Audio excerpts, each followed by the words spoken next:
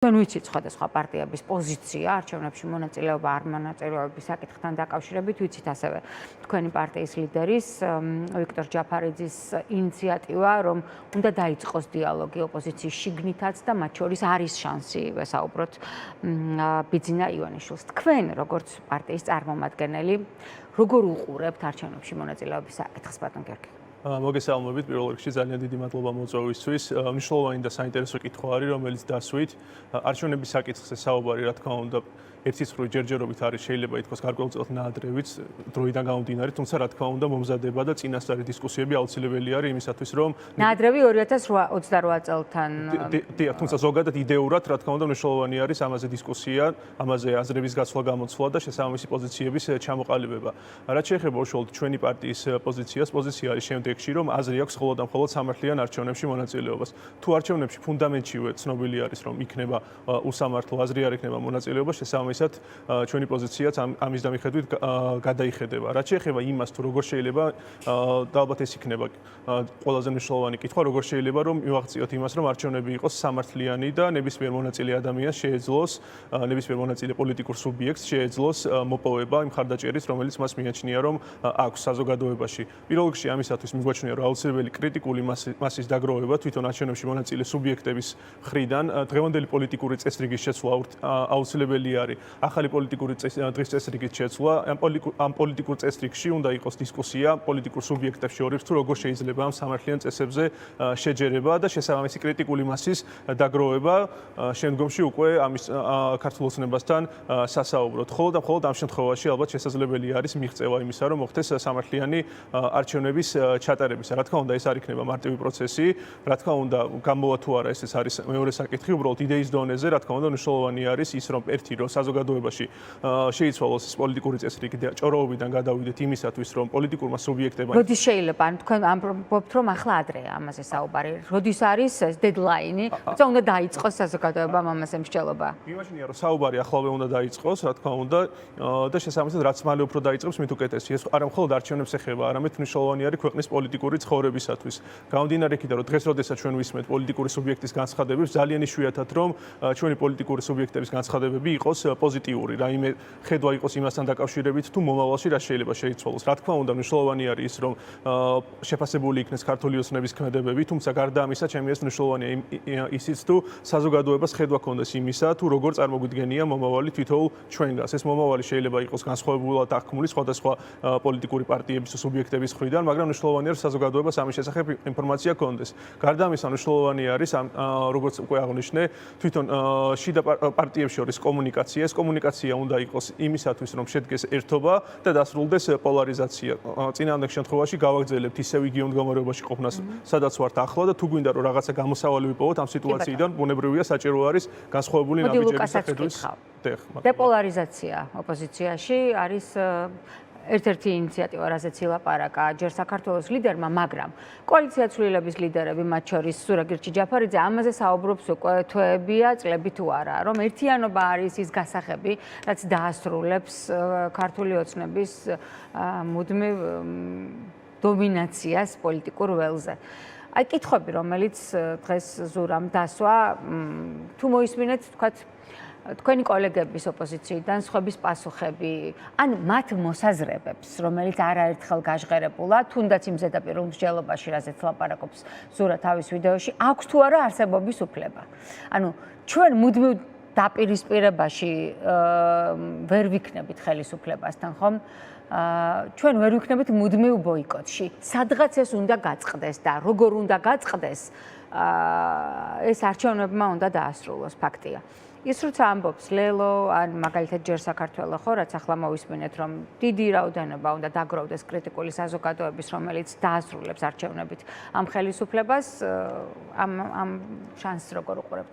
პირველ რიგში მადლობა მოწვევისთვის. მართლა მნიშვნელოვანი ამბავია, ოღონდ სანამ უშუალოდ ამ კითხვებზე დავიწყებდე და საუბარს, იქამდე უბრალოდ რომ მიმოვიხილოთ და წარმოვიდგინოთ დაახლოებით, როგორი შეიძლება იყოს მომავალ 2 წელში არჩევნები, ხო?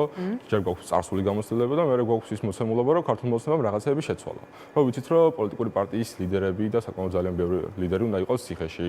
ვიცით, რომ პარტიების რაღაც ნაწილს აკრძალავენ. ვიცით, რომ რაც არ უნდა რთულად წარმოსადგენი იყოს, აპირებენ დააკანონონ ძალადობრივი დაჯგუფება, რომელიც გამოდის ღიად და ამბობს, რომ რაღაცეები შეიძლება გააკეთოს ქუჩაში ისეთი, რის გამოც შეიძლება დაიჭირონ და უამრავ მოქალაქეს ემუქრება. ამ მოცემულობაში როცა არ ვიცით, როგორ შეიძლება დავიცვათ მოქალაქეების ხმები. ამ ყველაფერს რომ ემატება უკვე ეს კითხვები ბუნებრივია, უფრო ლოგიკური გამოდის და ამასთან ერთად მე არა მხოლოდ ახლა როგორც პოლიტიკური პარტიის წევრი, არამედ შემიძლია გითხრათ როგორც სტუდენტი, რომელსაც უამრავ ახალგაზრდასთან აქვს შეხება და ამ ადამიანების პოზიციები არ შეცვლილა. ამ ხალხს აქვს კითხვა, რომ რას ვაპირებთ და როგორ აპირებენ პოლიტიკური პარტიები დაიცვან ხმა, რომელსაც ითხოვენ რომ მივიდეთ და დავაფიქსიროთ. არჩევანი, რომელსაც ითხოვენ მივიდეთ და დავაფიქსიროთ და კითხვები, რომელიც ზურამ დასვა. ეს არ არის კითხვები, რომელიც იდეაში რაღაცა მარტო ზურასთვის არის, ან მარტო ზურამ მოიფიქრა. ეს არის კითხვა, რომელიც იდეაში ძალიან ბევრ ადამიანს აქვს, რომელსაც ძალიან ბევრი ადამიანი სვამს და ამაზე პასუხი არის მნიშვნელოვანი. და რაც შეიძლება ახლა ამ პროცესში ითქვას, ამბობენ რომ არჩევნები იმისთვის არის, რომ არჩევნებში უნდა გახვიდეო. ქართული ოცნების წევრების ესეთი სიტყვები მახსოვს ხოლმე, რომ კანონი იმისთვის არის, რომ დაემორჩილო. და ამ დროს დააკანონეს ის, რომ აქციაზე დგომა არ შეიძლება, დააკანონეს ის, რომ პოსტი არ უნდა დაწერო, დააკანონეს ყველაფერი უკანონობა და ჩვენ გამოვედით ამ ყველაფერს შევეწინააღმდეგეთ, იმიტომ რომ არ ვართ მზად და არ გვაქვს სურვილი ვითანამშრომლოთ და ვითამაშოთ იმ წესებით, რომელიც ბიძინამ თქვა, რომ არის სწორი. და მივდივართ ამ ყველაფრის წინააღმდეგ და იგივე წესები მუშაობს არჩევნებზეც, იმიტომ რომ ყველაფერს ვერ უწოდებ არჩევნებს. იმას, რასაც აკეთებს ქართული ოცნება, რასაც აპირებს რომ გააკეთოს, იმას ვერ უწოდებ არჩევნებს, შესაბამისად არ არის სწორი ამ ყველაფერს შევხედოთ იმ კუთხიდან, რომ არჩევნებია შესაბამისად უნდა გავიდეთ. სულ სხვა პროცესთან გვაქვს საქმე, სულ სხვა რაღაცებს უნდა ვუპასუხოთ და ერთ-ერთი ყველაზე მნიშვნელოვანი რაც იდეაში ყველა უნდა გავაკეთოთ, ვინც ფიქრობს, რომ ეხლა ყველა არჩევნებზე გასვლა არ არის ფლას სწორი სიტყვები, არის ის, რომ კითხოთ ამ ადამიანებს, ვინც ემხრობიან ამ ყველაფერს, რომ ამ ყველაფერზე რა პასუხი გაქვს. იმიტომ რომ მე შეიძლება პოლიტიკური პარტიის წევრი ვარ, მაგრამ ამასთან ერთად ვარ ახალგაზრდა, რომელიც ძალიან ბევრ ახალგაზრდასთან არის კავშირში, და რომელსაც აქვს სული, რომ ქვეყანაში ცვლილებები მოვიდეს და მინდა რომ ეს ყველაფერი გავაკეთოთ. მე რაღაც არჩევნებს კი არ ვებრძვი, კაცო, მეც მაქვს ეს წარმოდგენა, მეც მაქვს ეს სურვილი, ოღონდ ამავდროულად არ ვიცი ის გზა, რომელიც შენაერთია, რამდენად არის სწორი, იმიტომ რომ კითხვები არსებობს, რომელიც თავად ვთქვით, ახსენეთ, რა გვქვა ამ კითხვის საშუალება. თქვენი კოალიციის ერთ-ერთი წევრი მყავდა სტუდიაში სტუმრად და მან ესეთი ძალიან ფრთოსანი გამონათქვამი გამოიყენა. პოლიტიკა არის შესაძლებლობების ხელოვნება. ჩვენ და მათ შორის ზურას ინტერვიუშიო ისმოდა რა შესაძლებლობებს ზღუდავს ქართული ოცნება, მაგრამ კიდევ არსებობს შესაძლებლობები, რომელიც გვავალდებულებს შევიდეთ არჩევნებში და ამ შესაძლებლობებით დავამარცხოთ ქართული ოცნება. თქვენ როგორ ხედავთ ამ შესაძლებლობებს? კი ბატონო, ზოგადად ძალიან ბევრი რაღაც შესაძლებლობა არსებობს, მაგრამ თავარი არის ჩემი აზრით, რა არის ამ შემთხვევაში მიზანი. მიზანი არის გამარჯვება, ხო? მე რო ადამიანთან მივდივარ და ველაპარაკებ და ძალიან ბევრი ადამიანს ველაპარაკები, რა უნდა გავაკეთოთ, როგორ უნდა გავაკეთოთ, ყოველთვის ვეუბნებით, რომ უნდა ავირჩიოთ გზა, უნდა დავდგეთ ერთად და ერთად უნდა მოვიტანოთ ცვლილებები, იმიტომ რომ ვინც არ უნდა ელაპარაკოს არჩევნებზე, როგორი ტიპის არჩევნების არ უნდა იყოს ბიზნა ივანიშვილის წინააღმდეგ, მარტო ვერავინ ვერაფერს ვერ გააკეთებს. ელემენტარული რაღაცა, რომელსაც პასუხი არ ვიცი ძალიან ბევრი მხრიდან, რას აპირებენ ამ არჩევნებზე, იმიტომ რომ მარტო თუ ვინმე სადღაც გადის, არ ვიცი რა წარმოდგენა აქვს, როგორ შეუძლია ბიზნა დაამარცხოს, ან თუ აქვს იმის წარმოდგენა, რომ ბიზნა გაუკაფოს იმ გზას და მიიყვანს გამარჯვებამდე, ეგეც რთული ამბავია. გონია რომ ეგ გზა, კი, ხო. გონია რომ ეგ გზა ჩვენით უნდა გავიყვანოთ, ერთად მუშაობით უნდა გავიყვანოთ და როცა ველაპარაკებით ადამიანს, რომ არჩევნები არის სწორი და მნიშვნელოვანი, ეგრე უნდა გავაგრძელოთ, უნდა დავაჯეროთ და უნდა აუხსნათ ამ ადამიანს, რატო არის ყველაფერი სწორი და მნიშვნელოვანი, ოღონდ ისიც უნდა აუხსნათ. რომ მარტო მნიშვნელოვანი ის კი არ არის, რომ ჩემი ან ვიღაცის სახელი ეწეროს რომელიღაცა ბიულეტინზე.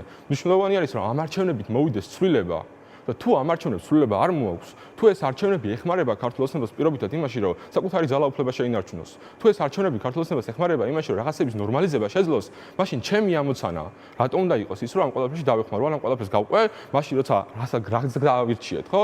613 დღე შესრულდება, დღეს უწყვეტი წინააღმდეგობის და პროტესტის. ეს ხალხი ქუჩაში ტყუილად კი არ გასულა, ეს ხალხი ბიზნეს სახელის გამო უკვე ბანერის იმიტომ გავიდა, რომ ცვლილება უნდა და იმიტომ არ გასულა, რომ ვიღაცა სადღაც პირობითად პარლამენტში შევიდეს, იმიტომ რომ ბიზნამ თქვა, კაი ბიჭი ხარო, ეხლა ეს შემოხვედი აქ ამბავში, მოდი ორ ადგილს მოგცემ. ეს არ არის არავის არჩევანი, არჩევანი არის ცვლილება და მგონია რომ ცვლილებას თუ რამე მოიტანს, მოვიტანთ ყველანი ჩვენ ერთად, რომლებიც არა თუ ბიზნეს გაკაფულ გზას გავყვებით, რომელიც დარწმუნებული ვარ და ალბათ ყველა წუნდებით იმაში, რომ არ იქნება გზა, რომელიც კარგ ადგილას მიგვიყვანს.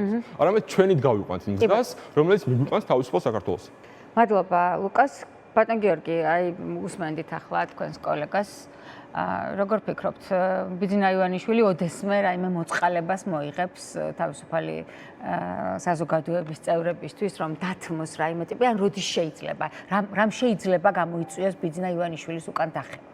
მე უფრო ნაკლებად იმაზე გავაკეთებდი აქცენტს მოწყალებაზე და ასე შემდეგ, თუმცა რა თქმა უნდა ეს ყველა შეკითხვა არის ძალიან ლეგიტიმური. არამედ პირველ რიგში ყურადღებას გავამახვილებდი იმაზე, თქვენი კითხვის მეორე ნაწილი სწორედ ამას შეესაბამება, როდის შეიძლება კრიტიკული მასა იყოს იმდენად ძლიერი და იმდენად ერთიანი და გარდა ამისა, რა თქმა უნდა, მხოლოდ კრიტიკული მასა არა, გარდა ამისა მნიშვნელოვანია სხვა გარე ფაქტორებიც, როგორიც არის მაგალითად საერთაშორისო საზოგადოების ხარდაჭერა იყოს იმდენად დიდი, რომ შესაძლებელი იყოს პოზიტიური ცვლილებების მოხდენა. რა თქმა უნდა, თუ ჩვენ არ გადავდგოთ პირველ ნაბიჯს, რომელიც პირველი ნაბიჯი მდგომარეობს იმაში, რომ მოხდეს დიალოგის დაწყება, მოხდეს კონსტრუქციული დიალოგის დაწყება, პოლიტიკური ჭორაობიდან მუდმივი აი ამ რაღაც ურთიერთდაპირისპირების რეჟიმიდან გადავიდეთ თანამშრომლობის რეჟიმზე, რა თქმა უნდა, იმ კითხვაზე პასუხამდე ვერ მივალთ, რომელიც თქვენ დასვით. შესაბამისად, პირველ რიგში, რა თქმა უნდა, მიმაჩნია, რომ მნიშვნელოვანი არის მოვახდინოთ ძალების მობილიზაცია, მოვახდინოთ კონსოლიდაცია და მხოლოდ ამის შემდგომ უკვე ნახოთ რა გამოვა. რა თქმა უნდა, ნახოთ რა გამოვა, იმიტომ რომ მაქსიმუმი უნდა შევეცადოთ ყველა იმისათვის, რომ მოვიტანოთ ის ცვლილებები, რომელსაც საზოგადოება ელოდება. კი ბატონო.